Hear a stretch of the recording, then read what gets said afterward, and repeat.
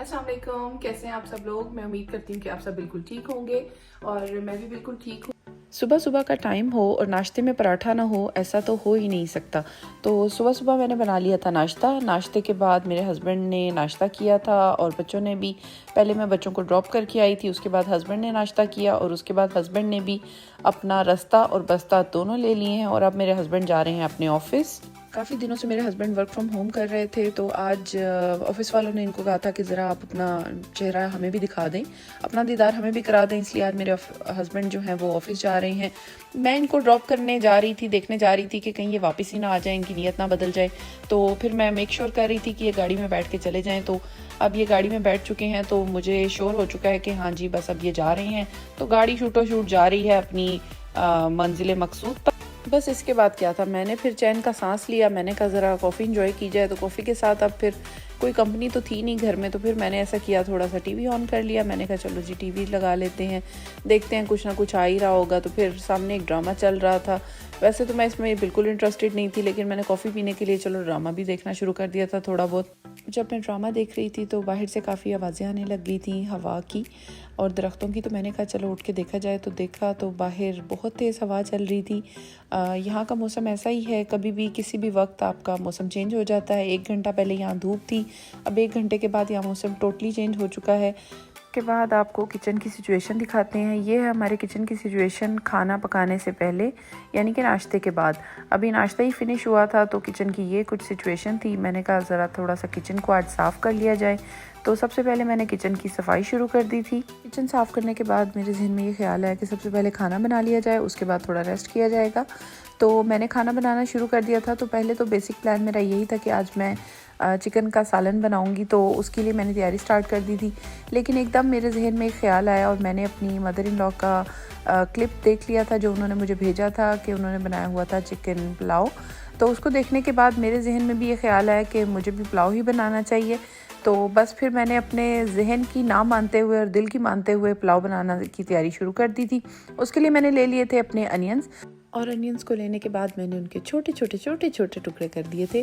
और उसके बाद साथ ही मैंने अपनी काट ली थी चिकन। उसके बाद मैंने साथ ही बाकी सारी चीज़ें भी तैयार करनी शुरू कर दी थी, जैसे कि टमाटर, हरी मिर्चें और बाकी सब, ताकि मैं एक ही बार खाना बनाना स्टार्ट करूं और सारी चीज़ें मेरे पास रेडी हों। बस जब सारी चीज़ों को मैंने अच्छी तरह से रेडी कर लिया था कटिंग बोर्ड के ऊपर, तो फिर उसके साथ ही फिर मैंने खाना बनाना स्टार्ट कर दिया था। और सबसे पहले मैंने पैन में ले लिया था ऑयल। ऑयल के अंदर मैंने डाल दिए थे अपने अनियंस। वैसे ही अनियंस थोड़ा सा तड़पना शुरू हो चुके थे ऑयल के अंदर, तो मैंने साथ ही इनके अंदर डाल दिए थे गरम मसाले। इनकी कोई पैमाइश नहीं है, मैं बस इनको अंदाजे से ही डालती हूँ। इसमें 7-8 काली मिर्चें डालती हूँ, स्टार अनीस डालती हूँ, थोड़ी सी 3-4 लौंग डालती हूँ, दालचीनी की स्टिक डालती हूँ। तकरीबन सारे ही गरम मसाले मैं इसके अंदर फ्राइंग के टाइम में डाल लेती हूँ, ताकि वो ऑयल के साथ प्याज के साथ फ्राई हो जाएं और उनका बहुत अच्छा सा जायका आ जाए। बस जैसे ही अनियंस के ऊपर थोड़ा सा कलर आया और थोड़े से मसाले फ्राई हो चुके थे, तो मैंने इसके अंदर डाल दी थी अपनी चिकन को मैंने इसके अंदर फ्राई करना शुरू कर दिया था। और जैसे ही मैंने इसके अंदर चिकन ऐड की थी, तो साथ ही मैंने इसके अंदर सॉल्ट डाल दिया था। ये टिप मैंने किसी इंटरनेट पे देखी थी, किसी शेफ़ की, कि उन्होंने कहा था कि आप पुलाव जब भी तैयार करें तो आप नमक जो है वो चिकन में ऐड करें, ताकि सारा जायका जो है वो चिकन के अंदर आ जाए नमक का। तो इससे पुलाव का जायका बहुत अच्छा होता है। सबसे पहले मैंने इसमें नमक ऐड कर दी थी, उसके बाद मैंने इसमें अदरक लहसुन का पेस्ट ऐड कर दिया था। उसके बाद अपने कटे हुए टमाटर और हरी मिर्चें भी डाल दी थी और इसका अच्छा सा मसाला तैयार कर लिया था।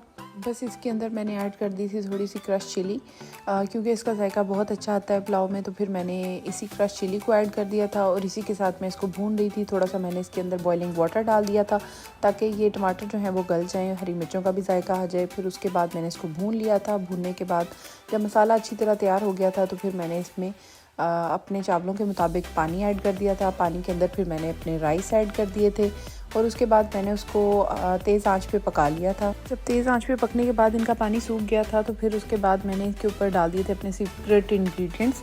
सबसे पहले मैंने इसके ऊपर डाल दिया था अपना सूखा धनिया, जो कि मुझे बहुत पसंद है। उसके ऊपर मैंने डाल दिया था ज़ीरा डालने के बाद मैंने थोड़ा सा इसको घुमा फिरा लिया था और उसके बाद मैंने इसको हल्की आँच पे दम पे रख दिया था 15 से 20 मिनट के लिए।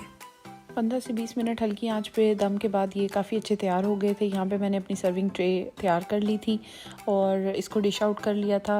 राइस बहुत ज़्यादा फ्लफ़ी और अच्छे बने थे। इसके बाद मैंने खाना खा लिया था क्योंकि मुझे उसके बाद जाना था अपने बच्चों को पिक करने के लिए। तो आज मैं वॉक करके जा रही थी अपने बच्चों को पिक करने के लिए स्कूल से, और खाना खाने के बाद मैं निकल गई थी।